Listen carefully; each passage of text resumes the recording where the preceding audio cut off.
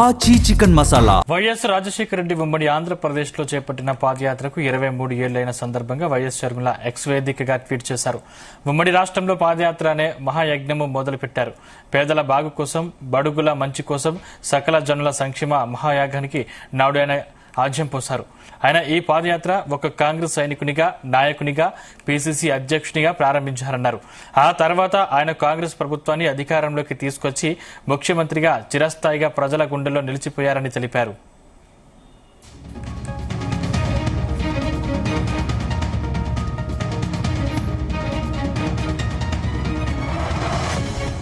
జగన్ వైఎస్ఆర్ పేరును వాడుకున్నారు తప్పిస్తే ఆయన ఆశయాలకు వారసులు కాలేదు.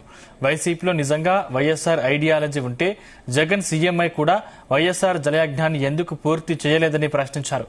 మాట తప్పం మడమ తిప్పం అనే వైఎస్ఆర్ లైన్ వాడుకోవడం తప్పిస్తే పూర్తి మద్యపాన నిషేధమని మాట ఇచ్చి కల్తీ మద్యం అమ్మి ఓన్లీ క్యాష్ మాఫియా ఎందుకు చేశారని విమర్శించారు.